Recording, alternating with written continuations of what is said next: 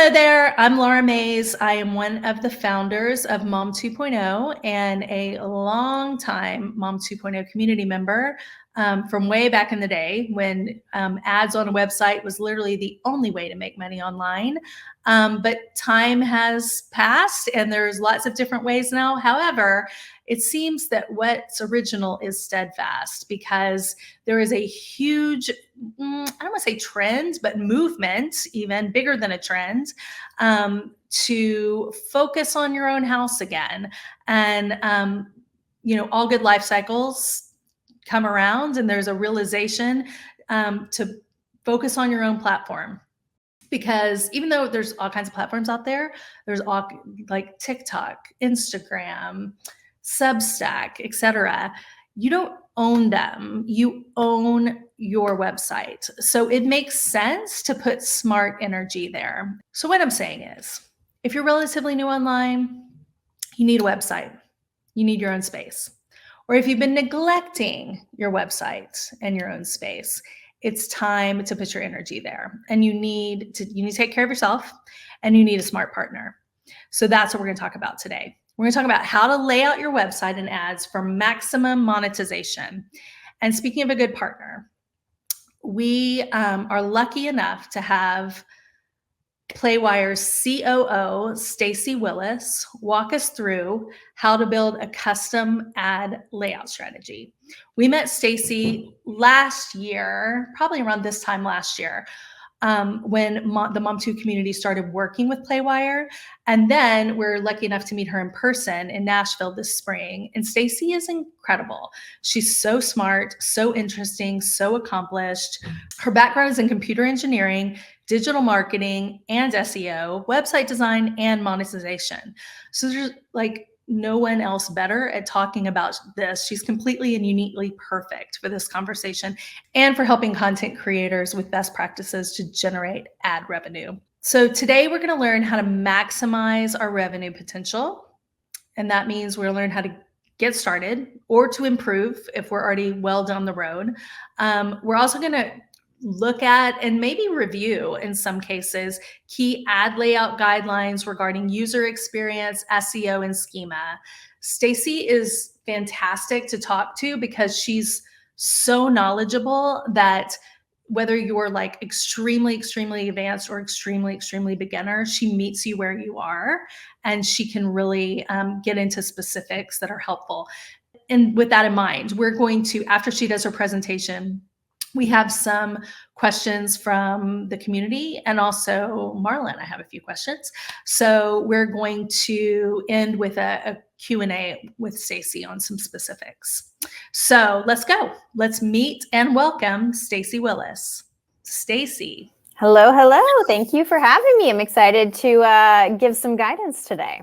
Oh my gosh, we're so grateful that you're here. I can't believe that we get to hear from you. You're so knowledgeable and accomplished, and I could just sit and listen to you talk about this all day. And I am not a technical person. I get really intimidated and overwhelmed by technical things, but you do a great job at explaining things in a really understandable way. And I also felt like you're so good at and so interesting at, you just have a natural knack at kind of meeting people where they are and also meeting like, okay, what's your situation? What's your ad? What's your site look like? What are your current challenges?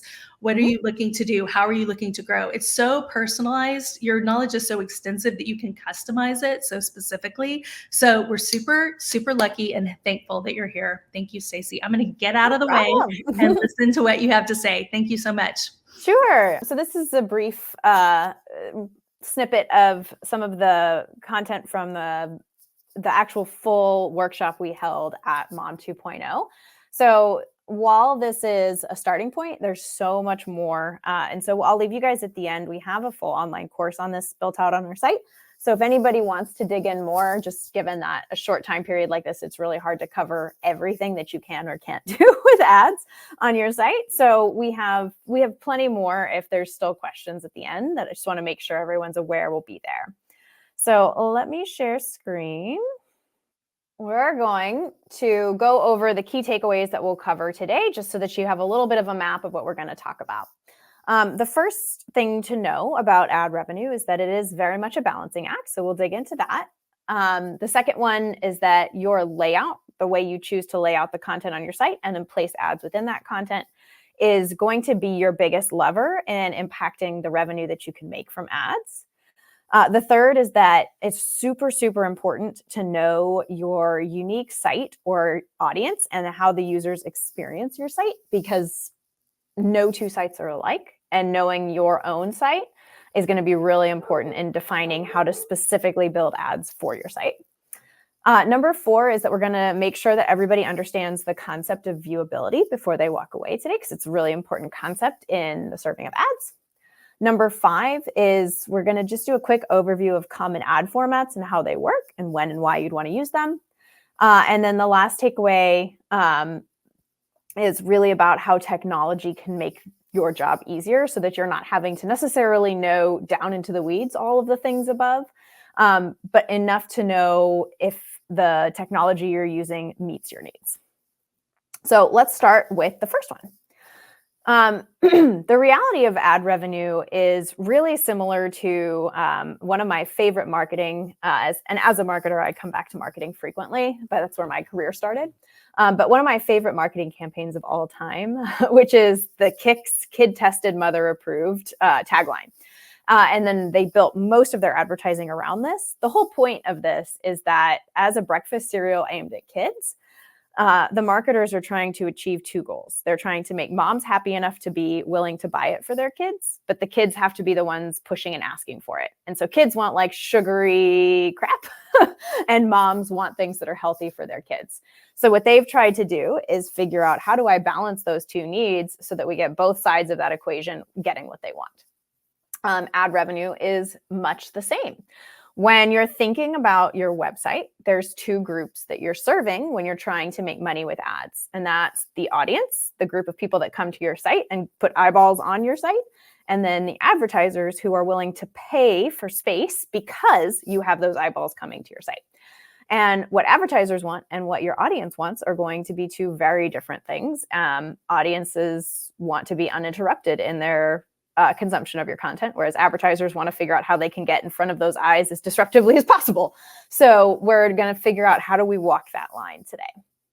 And just a quick bit, Laura gave you a bit of my history, but sometimes I like to explain, why the heck anybody should even listen to me on this subject. So I started my career in engineering, so I have a pretty deep technical background. I shifted over to the business and marketing side. I spent about 10 years in the marketing agency space working on content production and SEO. So content creators as a group are very near and dear to my heart, because I was one for so many years. I led a web strategy team, which basically for an agency that produced and executed website rebuilds and redesigns. So understanding layout and how to place things for the maximum conversion rate, click-through rate, things like that are second nature to me. And then lastly, I landed at Playwire, where I added like putting ads into the mix with all of those things above, and how to kind of find the very good balance between all the needs. So my career has kind of brought me here to be to this group very fortuitously and accidentally, but it kind of helps that I have all of these backgrounds to add together so I can speak to the needs of all sides. So let's talk about the second takeaway. Now we're going to start really getting into the weeds here, but why ad layout has the greatest ability to impact revenue. So we're going to start by talking about a couple of metrics that you're probably somewhat familiar with if you're a website owner. So first, you have your total number of sessions. So that's the total number of human beings that come to your site and stay on your site for some period of time. Number 2 is that period of time. It's session length. So if I take the total number of people that have come to my site and I know for how long I keep them on my site, that's an important factor in understanding how much revenue I can earn, because that's essentially like my available inventory of eyeball time.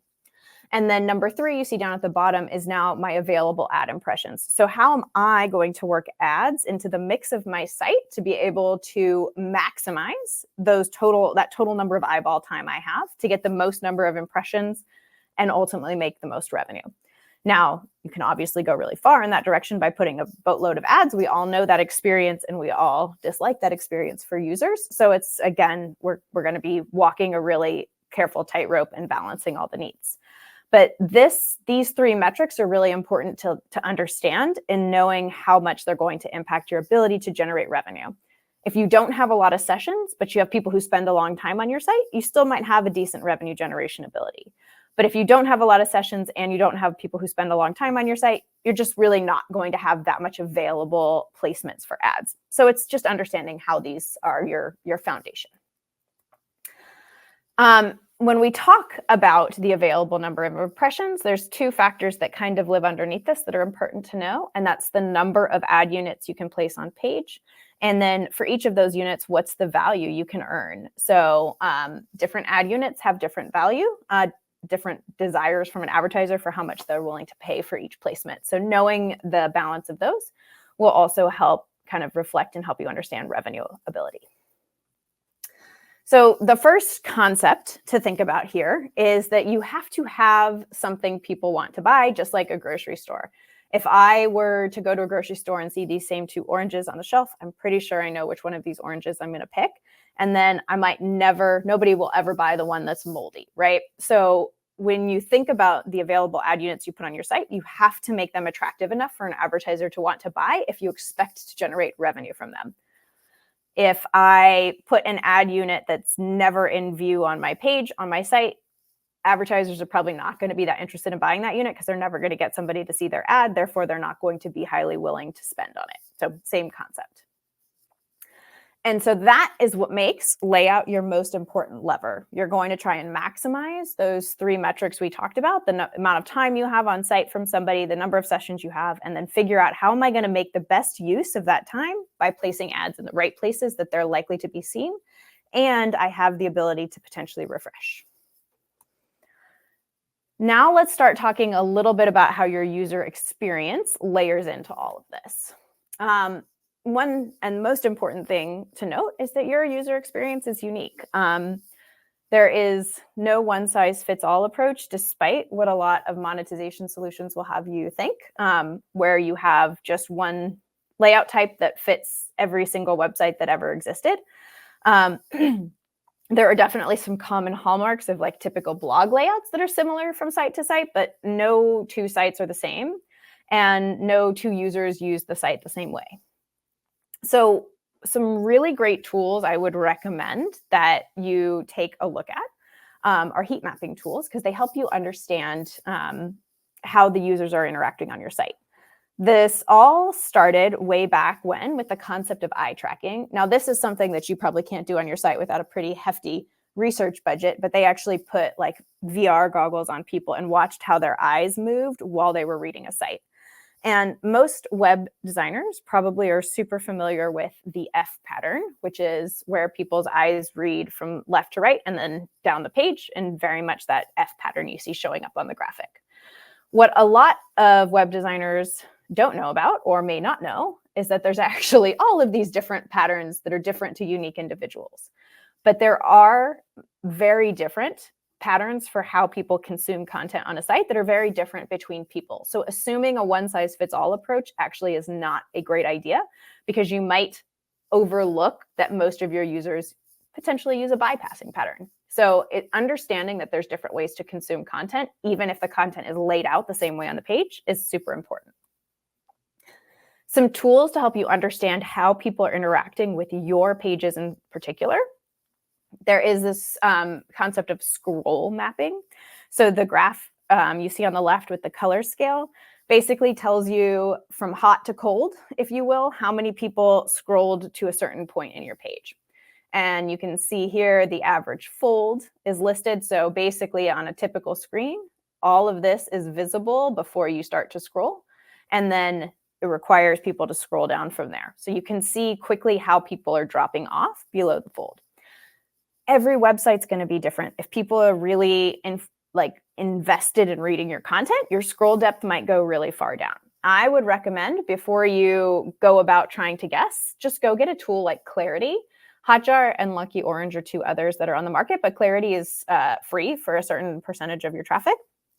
So it's a free way to go understand how people are consuming your content. I would recommend knowing this before trying to be overly specific with how you do ads on page. The other metrics to know before you jump into the ad layout game are some of your UX metrics.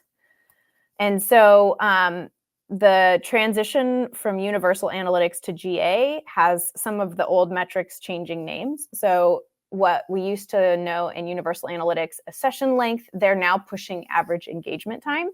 Either one of these are really good to know. It's like, how long do I have active eyeballs on my site on average per session? The total sessions that you have or engaged sessions per user are really important to know. So like, how many total sessions am I getting, or how many engaged sessions am I getting? Engaged sessions pulls out things like bouncing users and things like that, which bouncing users aren't going to give you a chance to serve ads to, so you want to remove them from your thought process. Pages per session are really important to know. So like, how many different pages are people viewing on average in a single session?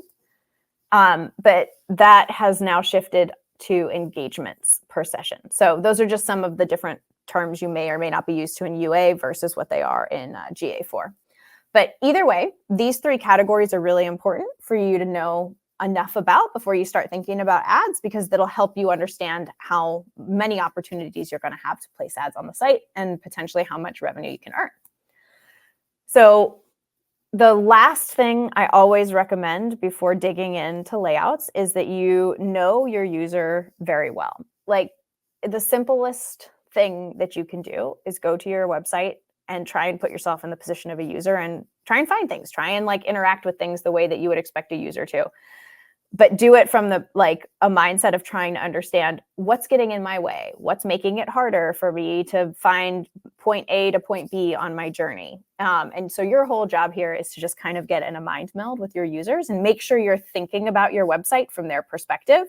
It sounds like a silly, obvious thing to say, but it's surprising how many people forget to just step back and do this on occasion, because they're so used to thinking of their website from their perspective, their business terms, and what they get from it, that they sometimes forget to step back to oh, let me think about how I could make this better for a user. So now that we've talked about a lot of the foundation and the basics and some of the things that are going to be really important to understand, we'll start talking about some concepts related to ad revenue and ad layout. We're going to talk a little bit about viewability. You'll hear this word frequently when you're thinking about ads and ad layout. And the reason this picture is in front of you is it reminds me a lot of the old saying, right? If a tree falls down in the woods and nobody was there, did it make a sound? The answer is I don't know, because I wasn't there. And the same thing is true of placing ads on a site. So if I place an ad somewhere where a visitor isn't going to see it, does anybody want to buy it? We've kind of touched on this before, right? But if an ad is never viewed, it never has a chance for an advertiser to get the metrics they're really looking for. So that's like click-through rate. They may even be doing performance-based advertising on their side where they're looking for a purchase or a conversion.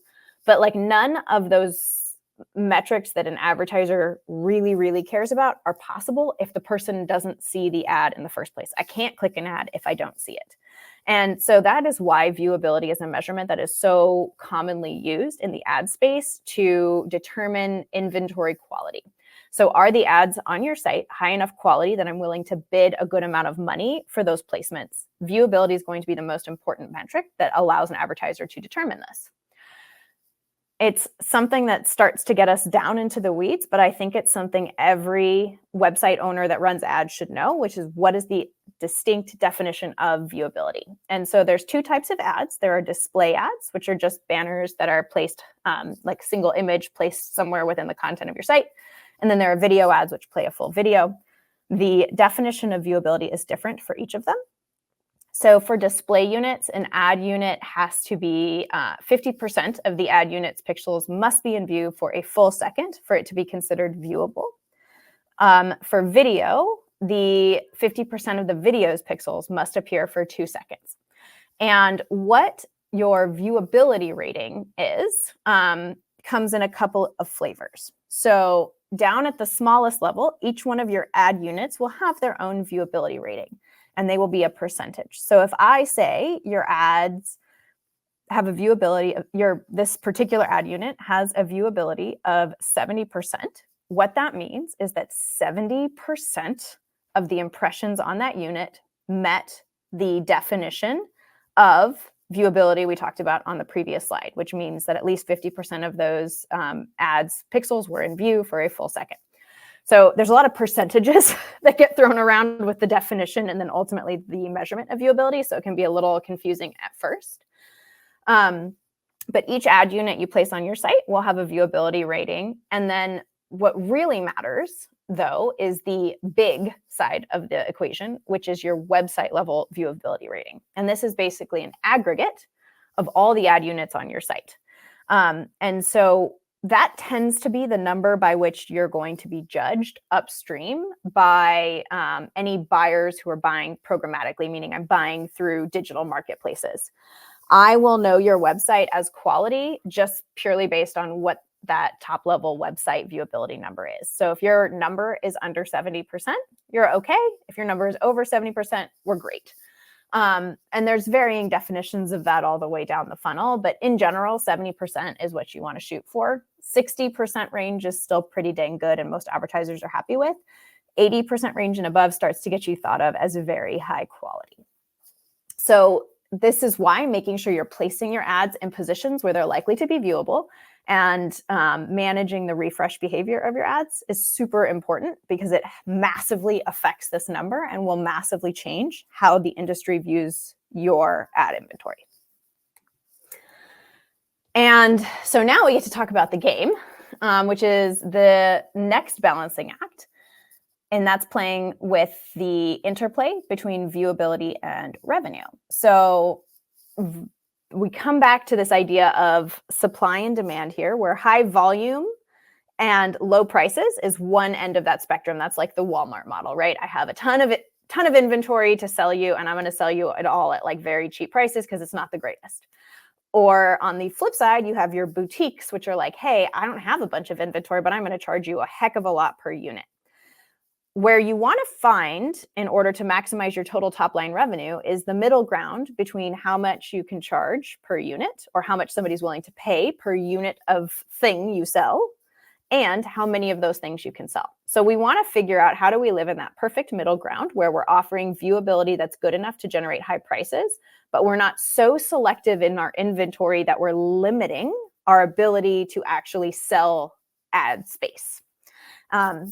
And so when we talk about the ad units that we'll talk about here in a few minutes, the different formats, the goal is with a lot of the recommendations that we are finding that perfect balance. But that's really what we're managing when you have anybody doing layout recommendations for you.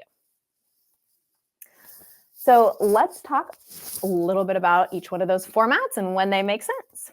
So I'm just going to go through, there is hours and hours and hours I could spend on formats and where to specifically place each format of ad, which we don't have enough time for here today. So we're going to go through some of the most common formats that you'll run across in the industry. And then I'll direct you guys back to the ad layout course we have if you want to go dive way into the weeds, if that's something you're inclined to do. So the first and most important recommendation is that you want to use sticky or adhesive ad units. So this is an example of a bottom rail.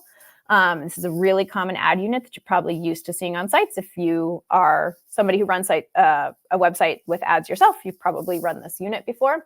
It stays sticky and flush to the bottom of the screen. The reason why sticky ad units are great is that they provide that very good viewability because they never go off screen. And as long as a person stays on the page, they can refresh every 30 seconds and give you another ad opportunity.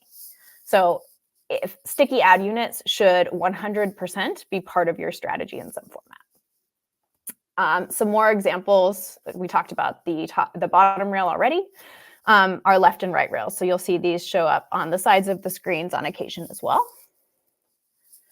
And in this case, you're going to want to have really smart technology if you choose to use Rails, because you need to know how big a screen is before you're going to know if you have space to put that before it starts overlapping your content. So again, this is a place where technology can help you out. Then there is the concept of sticky temporarily. So you can see the units in the sidebar here. We have temporarily sticky functionality to maximize viewability. And in the very bottom one, you'll see it just stays sticky throughout the rest of the page. So this is one where it's not a fully adhesive unit. It doesn't start out adhesive to either the bottom or the side of the screen, like the two full adhesive units we just talked about. But it utilizes sticky functionality to make sure it is staying in view for as long as it can. Another great use case. And this is probably a pretty common unit. If you have a website with a sidebar, highly recommend at minimum doing that sticky sidebar you saw at the end that stays in view the rest of the page. And then let's talk about the video side of things. So corner docked video player has become a relatively standard offering across the board. You'll find that that sticky in corner position stays out of the way of content, and most users are pretty comfortable with this placement. Keeps it non-intrusive, but gives you the opportunity to take advantage of video ads, which generate significantly higher dollars than display ads do. The other big suggestion that we have is to always incorporate high impact units into your strategy. So this is the idea of having that like give you a really big bang for a high dollar, but it's not going to happen all the time. And so some examples of this are flex leaderboards and flex skins. These are names that we use at Playwire. You will more likely see these referred to as like just a standard skin, site skin, or a takeover, things like that. Those are the type of units we're talking about, where you can see the blue is fully where the ad exists. So these are usually only available to be sold directly because they require a deeper integration with a website to offer. But this is where brands are willing to spend a boatload of dollars because they get a very high impact experience. What's really nice about it is that while it feels like it could be intrusive, because they're high dollar campaigns and they're usually directly sold and bought, you're looking at really high quality creative, and they actually create really great unique experiences that visitors actually really like in a lot of cases. So sometimes this is a win for both the audience and the advertiser simultaneously if you have a good crossover where the audience is highly applicable, or excuse me, where the advertisement is highly applicable to your audience. Pre-content video is another great high impact unit. If you have video content hosted on your site, you can play an ad before it starts. And last but not least, an interstitial ad is another commonly used high impact unit. This is one where you want to be like hyper specific about when to use it because it is somewhat interruptive to the user experience. So you only want to do it when it's worth it from a dollar amount perspective, and you don't want to do it interruptively throughout the experience. For a user, you want to like be really targeted with the frequency and how many a single user can ever get to make sure that they're not overly annoying. It's just like a single unit that could show up maybe once every session at most.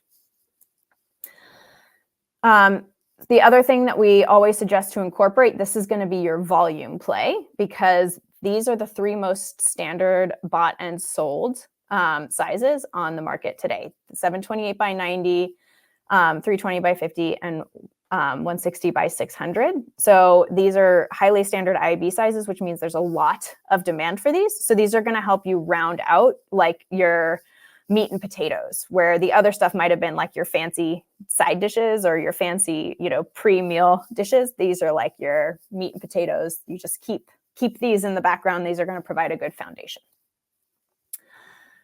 So as a quick review, you want to make sure that your strategy includes the use of sticky ad units. You want to make sure that you're using Rails if you can, where it makes sense on screen sizes.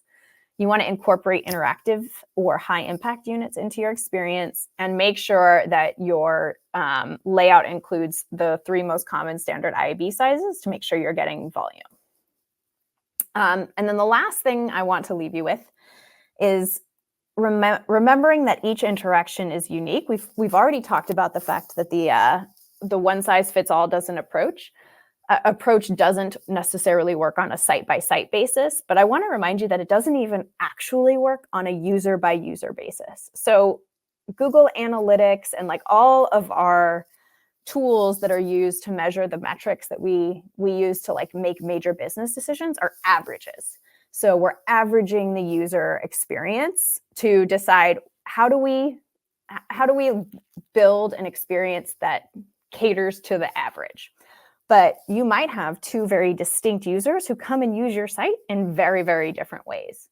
And so this is where technology can start to really help you, where your ad experience is varied based on the user and based on their distinct characteristics, so that you can maximize each individual experience rather than just saying like, how am I giving the average?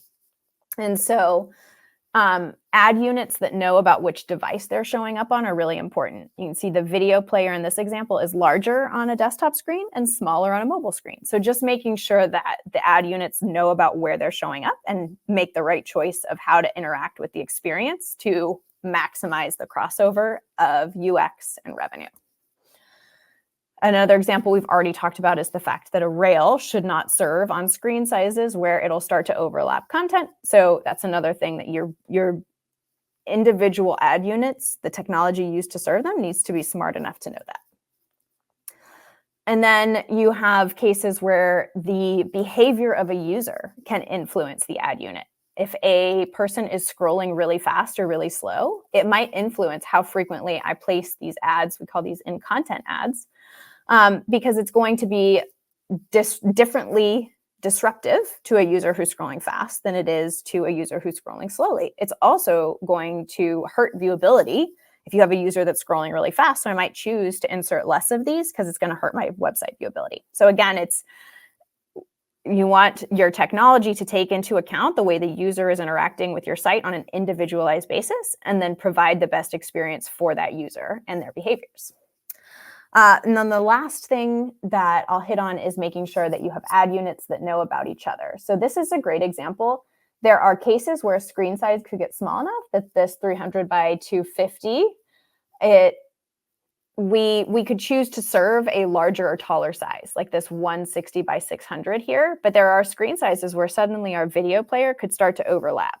And so our technology in particular knows how big my screen is, where my video player is showing up, and if there is a chance that there could be an overlap, and chooses to only use a size that will fit. So it's only calling a 300 by 250 instead of choosing to use a 160 by 600 in this spot if it would overlap with the video player.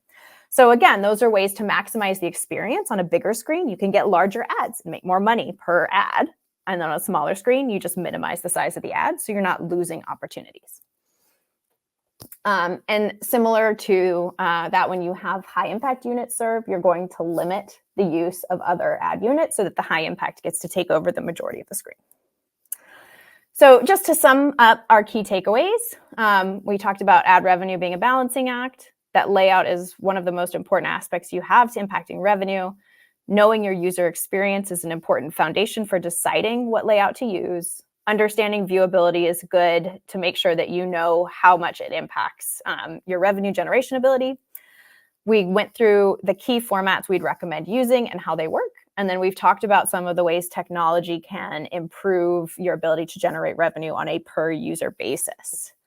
So with that, I want to leave you guys with the full online course. If you'd like to dive in deeper, we've got tools in addition to multiple hours worth of content that you can consume in chunks and dive deeper into how to build your own layout for your unique website. By the end of it, you'll actually have a full layout built and defined for your website. So thank you guys for taking the time to join us today for this little 101. I'm happy to, I think we have some questions from the community, so I'm happy to start addressing some of those at this point. Thank you. Oh my gosh, that was so great. I was taking notes like crazy. I love that we can follow up and learn more. We'll put that information about the online course at the end again here. I'm definitely taking it. I definitely want to learn. And actually, Marla on our team and I were going back and forth. We have some questions from the community, but we also have like personal questions that we are going to ask as well. So I'll start. First of all, the slide where the people are bouncing back and forth. I could watch that all day. Like, why? Let's Right? just have that an ad for everything, because I was just mesmerized. I can take my eyes off it. But speaking of balancing ads with customer experience, I love that that's like a tenet throughout everything you talked about, because that really does get to the core of what we're all thinking about, and also, or what we should be thinking about. And what a lot of the questions that we heard are connected to. Okay. One Mom 2.0 community member asked if there are specific ways to add ads to your website in a way that aligns with your niche and user experience. Do you have any advice on that? And then I have a follow-up question that comes from me and Marla.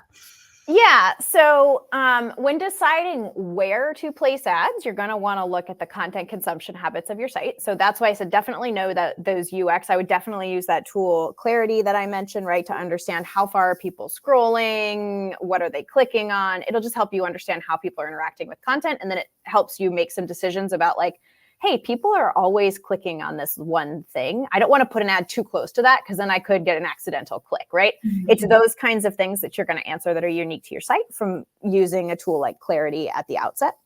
That's half of the equation. The other half of the equation that I think I heard in that question is like making sure the ads on your site match your desires from like a brand perspective. Yeah. And so typically you're going to handle like the content of ads using blocking strategies. And so there's two blocking strategies that you can use. There's category blocking, which is most likely what we're talking about with people in the Mom 2.0 community. They're like, hey, I don't want political ads showing up on my site. That doesn't match with like what my brand is about. Mm-hmm. So there's like I can share an article that actually has a list of the most common category blocks that most websites will want to consider. And that's going to take care of the majority of what you want to do. There are ways, but it is much harder to do brand level blocks. Like I don't want Target as an advertiser to show up on my site, but usually it's not easy we all to manage. Target to show up on our site. Yeah, I think most of us do. It was an example. That's a safe example. Yeah. Yeah, but for that, usually you want to try and avoid those kinds of blocks, because that becomes like a management fiasco over time. Focusing on the category blocks usually gets you what you need and is very consistent and can keep things under control. You will definitely end up with rogue ads, though. It's part of the joy of ad tech, of an advertiser potentially mislabeling an ad.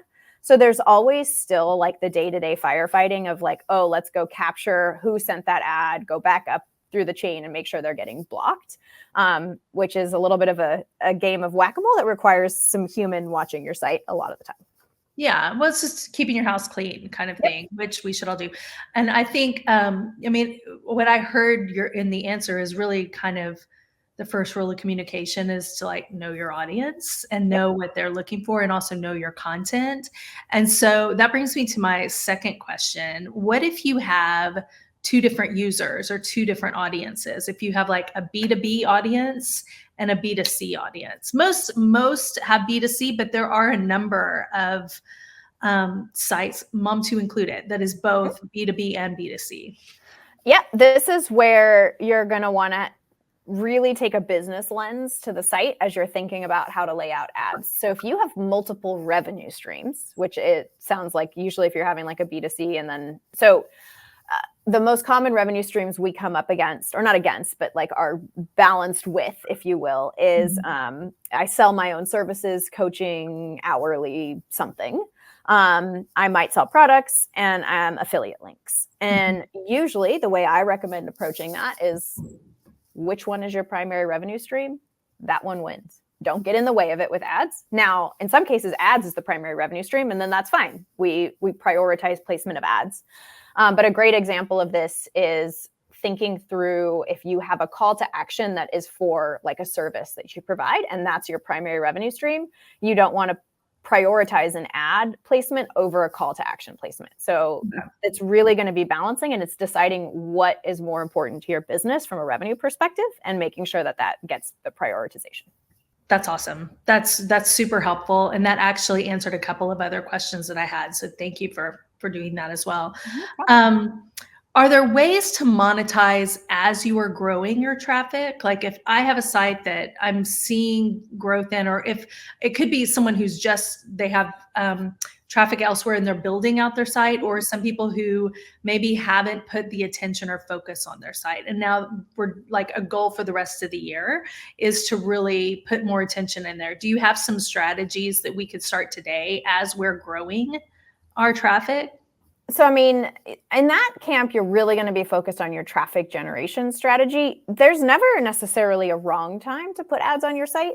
There's no right or wrong time. It's like the saying about a tree, right? When's the best time to plant a tree? 20 years ago, but the second best time is today. I think what's more important than anything else is just having a solid understanding of what your ad revenue can be at different traffic levels, right? Mm-hmm. And being realistic about what to expect.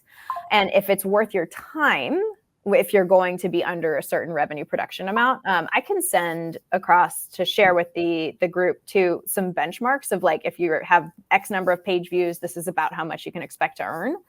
And so it's just keeping that in mind and deciding if it's worth your while, if you haven't yet gotten the traffic numbers to get you the dollar amount that you want.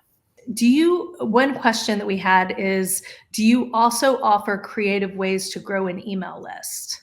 So we have creative ways to pass emails upstream. And in some cases, it's really more about you as a publisher deciding what's a valid reason to ask for an email. So there's not necessarily things that we're going to do on our side. We can help in the collection process. But the strategy of like how many people are going to convert on that request comes from like, what's the trade-off, if you will. Mm-hmm. So this is one that's super intertwined with your business. So we're here to support, and we have conversations with publishers about this all the time, but it usually needs to be somewhat specific. And you as the website owner and publisher need to think about what are you going to give someone in return for that email address that's going to make it worthwhile for them to produce. Yeah. Now, there's a couple of ways we can help collect emails by standard, right? Like if you have a login functionality, we can help grab those as you go, send them up the bid stream, and it helps you make more money per request, usually if it's more targetable. But then there's also moments like if you want to create gated content and say, hey, you can read 3 articles for free on my site. And then after that, you have to enter your email in order to continue reading, right? Like that's New York Times does that, but they do it with an actual subscription base. You can do it by just collecting an email. But sometimes that's a really positive model for like getting enough people to commit to like giving you the email to do something with it. So it's really got to be intertwined with your content strategy to get a lot of people to bite on the desire to give you the email. There's some popular tools out there that are like, hey, just use this. I think there's Grow is one of the big ones. Mm-hmm. And it's really just like a bookmarking service. I couldn't tell you what the percentage of people are that convert on that, but it's a pretty soft ask and it's probably not a high percent. So like the more you can intertwine your ask for an email with your content, the more likely you're going to get a high enough percentage of people converting on that to make it worth your time. If getting 1 or 2 email addresses a month, like it's probably not worth it, right? So that's really what we focus on with publishers is building those customized strategies. Yeah, that's super helpful and just really a good way to kind of open up a thought process along those lines. Now, specifically for like email initiatives and implementing ads through email initiatives, does Playwire connect with platforms like MailChimp? No, we don't need to. What we usually do is we will grab the email as it passes through between the tools. So we'll work with you to pass the email to Playwire in a safe, fully hashed, like non-privacy intrusive way. And we use that to pass up the bid stream, but we'll let you use whatever tools you use to manage your email strategy without us interrupting. Oh, cool. So it's even more flexible than that. Yep. Okay, that's really, really smart. There's so much progress right now in so many different ways, using AI, doing it. There's just like so much going on right now. What are things you're really excited about right now as far as looking ahead over the next 6 months, year, whatever in this category? So there's plenty of like small things that are exciting, but I think honestly, the conversation is more focused these days on what's really scary, and it's hard to avoid. And there are 2 major topics that continue to come up. And so what's interesting to me is like, how can we help publishers overcome the scary things. Mhm. The biggest one being the AI and Google, right? Like, what's going to happen to my traffic? And at the end of the day, like, we don't have much things that we can do from like a revenue perspective if traffic just plummets, right? Like, we provide you revenue for the ads that you can show. And so I know a lot of website publishers are really, really nervous right now around traffic and what's going to happen as Google continues to like deeper and deeper utilize AI to keep human beings sitting in search results. And so, I mean, in that case, this becomes a publisher thought process as much as a Playwire thought process, right? But it's looking for opportunities to create interactive experiences on your site that cannot be replicated by AI. So there are some industries that like very naturally meet this need. So a gaming site, for instance, AI can't really replicate the reason why people are going to a gaming site. They're going to play a game. So those kinds of sites are going to lose less traffic than, say, sites that are purely for providing information. Mm-hmm. So if you can think as a publisher of ways to create interactive experiences on your site where there's some level of like two-way communication or experience that drives people to want to come back and return to your site, you're going to much more comfortably weather that storm. Yeah. Another great example of this is like forum-based sites where you're here to create a community and people are talking back and forth and sharing ideas. Again, that's something that's not replicable. I can't go activate that community by like doing a search through an AI tool. So that's the biggest one. And then the second one that's like secondary to that in my mind is the deprecation of the cookie. And that's where we're, doing a lot of innovation on our tech stack to make sure we're including identity providers and as many tools as we can to like soften the blow of not having cookies for advertisers to use in targeting in the future. Yeah, that makes sense. God, that's so helpful. And it's just so nice to be connected to a partner where you can ask these kinds of questions and get very honest, sane answers. And someone, especially like you said, there's so much what if, which is just life in general. But it's so nice to have someone that you could be like, hi, can we connect on that? It's just great to find someone who speaks this language in general, a language that a lot of us have a hard time finding partners to do it. So thank you for that. I'm happy. I'll nerd out on it all day. I love it. So speaking of that, if I'm someone who's interested in this, how can I get help with this technology and setting Playwire up on my website or connecting with someone at Playwire to learn more or give me some next steps? You betcha. So if you go to our website, there's a wealth of content for education purposes. So if you're like, hey, I'm just trying to like wrap my brain around this and learn, we have a whole ad tech learning center that's like meant to provide you as searchable of information as possible. We've got a ton of content that's useful for that. Even if you're not interested necessarily in taking next steps yet, you just want to learn. If you are trying to connect with a partner who can answer some more questions for you, you can go to our site and either, hit our contact form or our application, and you'll get directly connected to a member of our partner success team whose job it is to like look into your site and be able to provide you unique customized feedback whether or not ads are the right fit for you, what your ad layout could look like, should look like, all of that kind of stuff. Or we can take the class. Can you tell us one more time about that? Yep. So there is an ad layout course. I can make sure that to give you the URL to directly take you to it, but you can also find that through our learning center. It's a guided course that actually will take you through all of the practices and give you some templates for identifying what your layout should be for your site. Thank you so much again, Stacy. I know your time is so valuable, and we so appreciate you spending some time with us and helping us grow. Happy to be here. Thank you for having me. Thank you.